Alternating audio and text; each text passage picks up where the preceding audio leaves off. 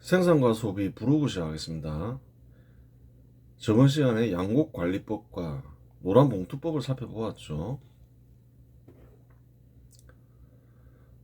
어느 나라에나 공산주의 세력과 돌연변이 세력은 있죠. 근대 국가 수립도 있기 마련이고. 그런데 1990년 무렵 공산주의 국가들이 붕괴하고 공산주의 국가의 실상이 드러났죠. 그러면 어떻게 바뀔까요? 기본적으로 근대 국가에서 필요한 제도는 손대지 않는다는 거예요. 어느 나라 공산주의 세력이나 돌연변이 세력이나. 양국관리법 같은 법이 있을까요, 없을까요? 없다는 거예요. 어느 나라에나 선진국에도 다 공산주의 세력과 돌연변이 세력이 있어도, 발전한 나라에도.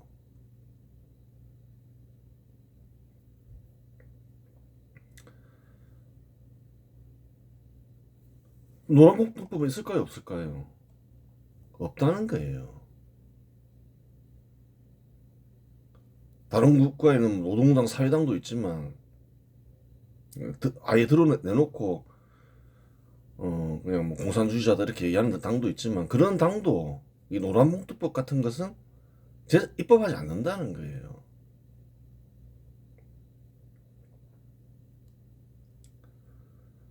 그래요.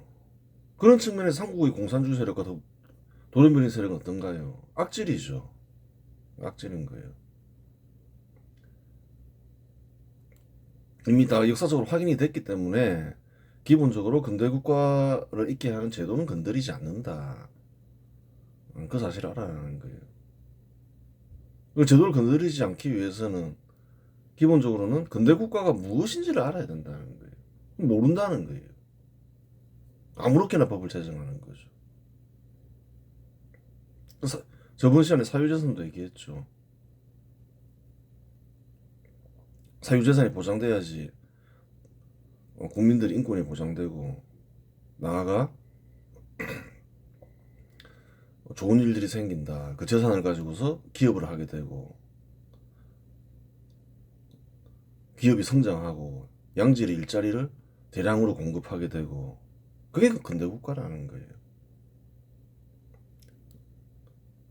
재산과 인권을 보호해주기 위해서는 신분제도를 폐지해야 되는 거고, 다 연결되어 있는 거예요. 자유로운 경제활동을 보장해야지 기업이 성장할 거 아니에요. 기업 성장을 장려한다는 거예요. 기업이 대기업이 되고 이러면 양질의 일자리를 공급하게 되니까. 근대 국가가 뭔지를 알아라. 그래요. 답이 나와 있는데 자꾸 이상한 길로 몰지 마라. 그렇게 얘기할 수 있는 거죠.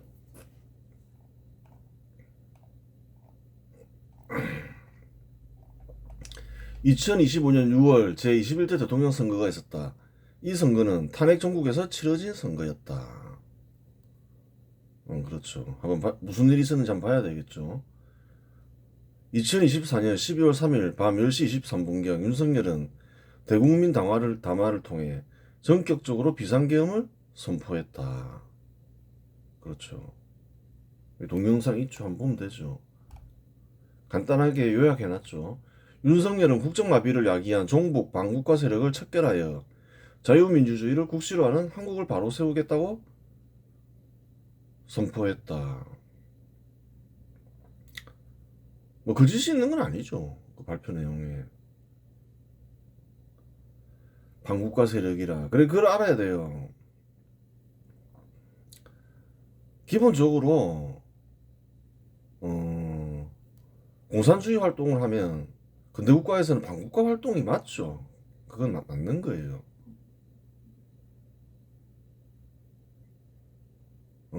공산주의 세력은 당연히 반국가 세력이죠. 특히 한국은 역사적으로 어떤가요? 원래 이제 근대 국가에서는 공산주의 세력은 반국가 세력이 맞는데 한국은 특히 공산주의 세력과 싸우면서 건국되고 발전한 나라라는 거예요.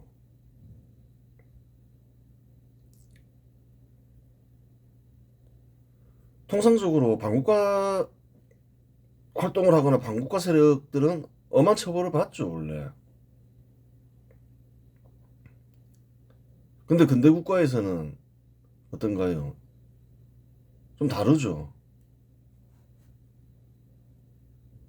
그 왜 그런가요? 민주정치를 실시해서 그렇냐는 거예요. 정치 제도로서 뭐 그렇진 않다는 거예요. 그것 때문에 그런 게 아니라는 거예요.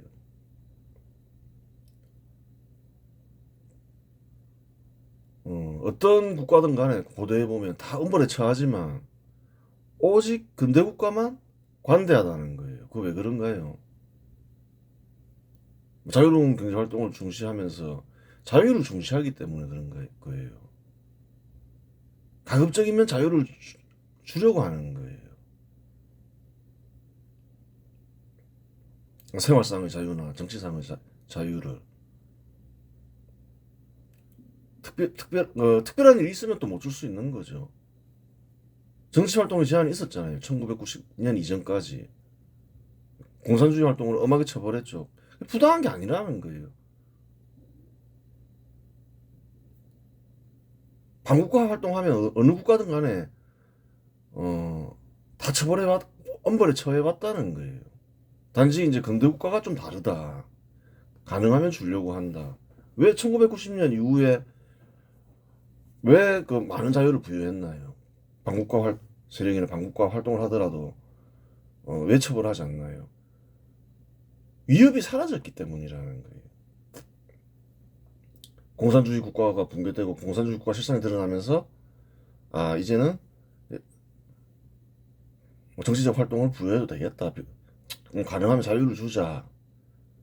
그렇게 되면서 1992년 이후로 관대해진 거죠. 1990년 이전에 정치 활동을 제한했다 해서 그게 이상한 일은 아니라는 거예요. 잘못된 일도 아니고. 반국가 활동을 하긴 내버려 두냐는 거예요. 전쟁 위협이 아주 컸는데 그 당시에는 냉전 중이었죠.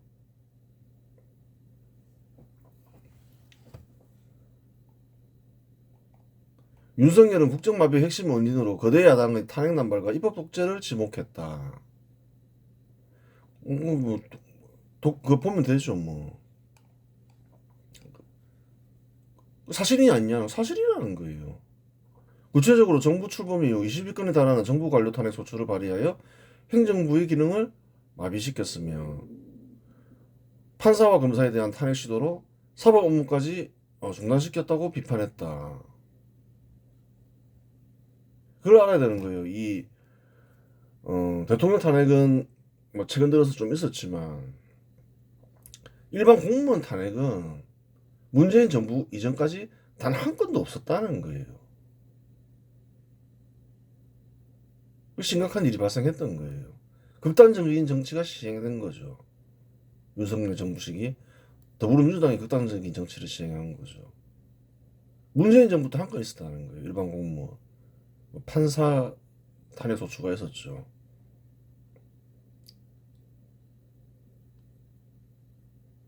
그래요. 심각한 일이었다는 거예요. 특히 행정안전부 장관, 방송통신위원장, 감사원장이 국방부 장관까지 탄핵하려는 시도는 국가의 본질적 기능을 파괴하는 행위라고 주장했다. 어떤가요? 사실이죠. 감사원장을 파면하면 어떻게 되나요? 감사원 기능이 마비되면 그래요. 공무원들이 뭐 비리를 저지르건 일을 안 하건 뭐 어떻게 할 수 있는 방법이 없잖아요. 또 국정마비가 맞는 거죠. 또 국방부 장관 탄핵하려고 했잖아요. 한국은 지금 북한과 대치 중이라는 거예요. 국방 기능을 마비시키려 했잖아요.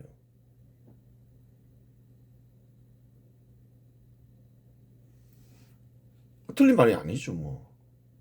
또한 예산 국면에서 예산 탄핵 역시 심각한 국정마비 사례로 꼽았다. 야당이 마약범죄 단속, 민생치안 유지, 국가재해대책비 등 필수적인 민생 예산을 전액 삭감함으로써 한국을 마약천국과 치안공황 상태로 몰아넣었다고 주장했다. 뭐 이런 현장일까지 알 수는 없으니까 대통령은 윤석열은 그렇게 판단했던 거죠. 자정을 전후하여 육군특수전사령부와 수도방위사령부 소속 무장병력 280여 명이 헬기와 차량을 이용해 국회 경내로 진입했다. 그런 일이 있었죠. 계엄군은 국회 본청 진입을 시도했고 본청 정문이 바리케이드로 막히자 창문을 깨고 안으로 들어갔다. 이 과정에서 국회 사무처 직원 및 의원 보좌진들이 직규를 동원해 몸으로 군인들을 막아세우며 격렬한 몸싸움이 벌어졌다고 알려져 있다. 알 수는 없죠, 뭐 사실인지. 그 사람들이 그렇게 주장하는 거죠. 다행히 군 병력은 실탄 대신 공포탄을 소지하거나 탄알집을 장착하지 않은 상태였으며 인명살상보다는 통제 목적을 두고 유혈 사태는 일어나지 않았다. 그렇죠. 계엄군이 본청 내부로 진입하기 위해 소총, 개머리판 등으로 유리창을 깨뜨렸다. 특히 국민의힘 정책위의장실의 창문과 프레임이 파손되었다. 군 병력이 본청 정면 돌파를 시도하는 과정에서 자동문 시스템과 유리창호가 파손되었다. 또한 본청으로 통하는 여러 출입문의 잠금 장치와 유리가 진입 과정에서 훼손된 것으로 알려져 있다. 복도에 비치된 대형 화분들이 깨지는 등 피해가 보도되었다.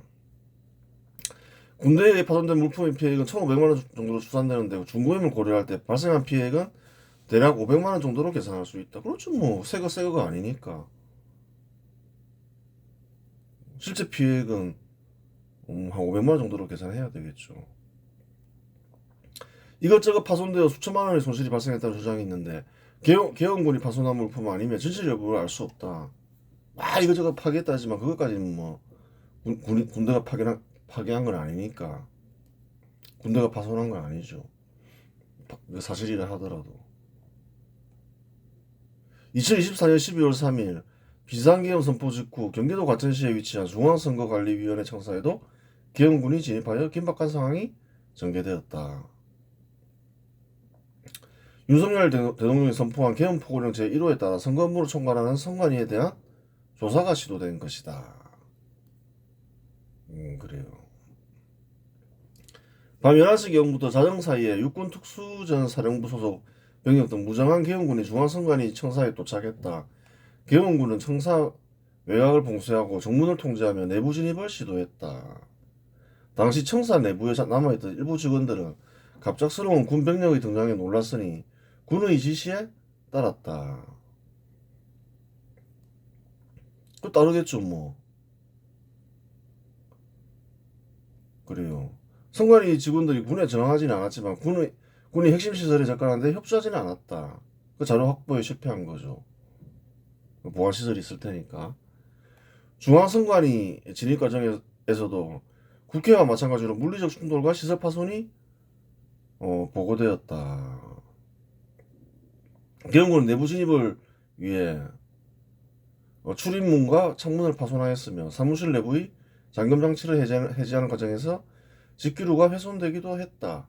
특히 선거관리 시스템 및 서버실 등 핵심 시설에 대한 접근 시도가 있었으나 보안 장치로 인하여 핵심 시설에 접근하지 못했다. 충분한 시간이 있었으면 핵심 시설에 접근하여 필요한 자료를 얻었을지도 모르겠지만 계엄은 6시간 만에 해제되었다.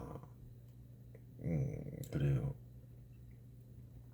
선관위 직원들이 계엄군의 지시를 잘 따랐기 때문에 인명피해는 없었다. 손상된 물품에는 유리창과 문틀 강제 개방 과정에서 훼손된 디지털 도어락 및 보안 장치가 있는데 중고라는 점을 고려하면 많이 잡아도 300만 원을 넘지 않는 것으로 보인다. 그 두 사건에서 보면 인명 피해는 없었죠. 이제 물품 손상 정도가 있었다는 거예요. 대략 한 1,000만 원 내외 되겠죠. 뭐 다 합치면. 윤석열은 부정선거를 의심했는데 검사나 감사원을 동원해서는 조사가 힘들다고 판단하여 군대를 동원하여 조사하려 했다. 증거를 인멸할 시간을 주지 않고 즉각적으로 증거를 확보하기 위해 군대를 동원한 것으로 알려져 있다.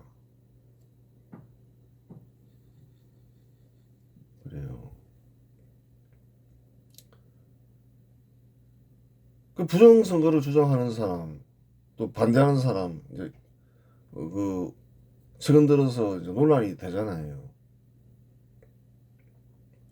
그 자꾸 그 논란이 없게 해야 된다는 거예요. 그래요. 그 선관위 입장에서도 논란이 있을 수밖에 없다는 거예요. 완벽하게 일을 하던가. 그 실수가 나오잖아요. 어떤 이는 그걸 실수라 하고, 어떤 이는 부정선거의 빙산의 일각이라 하고,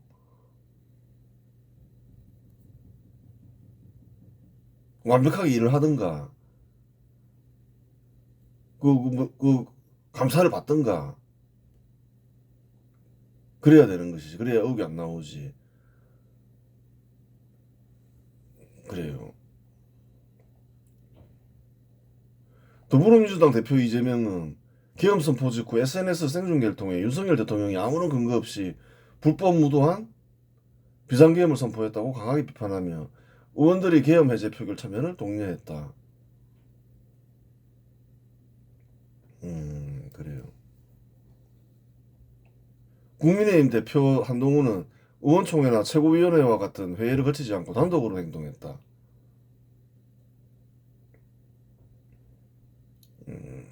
단독으로 행동했죠. 윤석열이 비상계엄 선포한 뒤 30여 분 만에 비상계엄 선포는 잘못된 행동이라고 비판하는 글을 SNS에 남겼다. 그런 일이 있었죠. 그 당대표가 회의를 소집 않고 단독으로 행동하자 추경호가 의원들을 소집하여 회의를 개최했다. 회의에 참여하지 않은 한동훈은 본회의장에 입장하려 했는데 원외 인사이기 때문에 법적으로 본회의장에 입장할 수 없었다. 하지만 더불어민주당의 배려로 입장할 수 있었고 이재명과 함께 의원들이 표결 참여를 독려했다. 그래요. 이제 이게 올바른 행동이었나 논란이 굉장히 클 수가 있죠. 그 경험이 부족하다 했잖아요. 딱 보니까 내 소신이 윤석열이 잘못했어. 표결에 참여해야 돼. 그렇게 생각할 수 있죠. 저마다 생각이 다를 수 있죠. 좀 어떻게 된 일인지 좀 알아보자. 이렇게 생각할 수도 있고, 다른 사람들은 무슨 일인지 잘 모르니까 왜 이런 일이 생겼는지. 근데 이제 뭔가요? 기본적으로 대표가 해야 될 일은 일단은 회의를 해야 될 거 아니에요. 중대사가 일어났으면. 뭐 그래요. 소신이 있다고 하더라도 다른 사람 의견도 들어봐야 되고 무슨 일이 일어나는지도 확인해 봐야 되고. 근데 한동훈은 보니까 자기가 다 대표라는 사실을 망각하더라. 그 경험이 좀 없다. 그렇게 얘기할 수 있는 거죠. 그 대표로서 해야 될 일을 해야 된다는 거예요. 그 대표가 해야 될 일이 뭔가요? 이런 상황에서 회의를 소집해야 될 거 아니에요. 무슨 일이 일어난지도 확인도 해보고 어떻게 행동해야 좋겠냐, 딴 사람들 의견도 들어보고 그런 게 문제라는 거예요. 국민의힘 의원들 중에도 회의에 참여하지 않고 단독으로 행동하며 표결에 참여한 이들이 있었다. 22명의 의원들이 한동훈 동료로 표결에 참여했는데 대표이사로는 한지아, 김매지, 김영동 등이 있다. 그렇죠. 윤석열과 한동훈의 공통점은 성격이 독단적이라는 점이다. 중대사의 경우 보통 단체의 수장은 어떻게 된 일인지 알아보고 여러 사람들이 의견을 들으며 중재를 모은다. 의견들이 갈려 단체의 수장이 최종 결정하더라도 이따 어떤 의견이 있는지는 들어본다. 생각을 하겠죠. 그래서 그 어떤 방법이 좋을까? 무슨 일이 우선 일어났던 것일까? 딴 사람들은 어떤 의견을 할까? 윤석열과 한동훈의 성격이 우연히 선천적으로 같은 것인지 검사 생활을 오래 하다 보면 후천적으로 독단적인 성격으로 바뀌는지 그건 잘 모르겠다. 그래요. 단체 수장인데 단독으로 행동을 해버린다. 다른 사람 의견도 전혀 듣지 않고, 그럼 그런 성격은 이제 독단적이다 이런 말을 들을 수밖에 없는 거죠. 소신이 있다 하더라도 들어보고, 예, 나는 이렇게 결정하겠습니다 하고 행동한 것도 아니고, 이게 이제 절차에 문제가 있는 거죠. 결국 12월 14일 새벽 1시경 본회의장에 모인 여야 의원 190명은 전원 찬성으로 비상계엄 해제 요구 결의안을 통과시켰다. 이에 윤석열은 2024년 12월 4일 새벽 4시 30분에 국무회의를 통해 비상계엄을 공식 해제했다. 그래요. 뭐 특별한 일이 있었던 건 아니죠. 뭐 심각한 인명피해나 뭐 큰 재산상의 피해가 있었던 건 아니에요. 이런 이제 사건을 어떻게 보아야 되냐, 한번 이제 분석을 해볼 필요가 있는 거죠. 그 다음 시간에 하기로 하고 내용이 길어지니까. 이번 시간에서 마치겠습니다.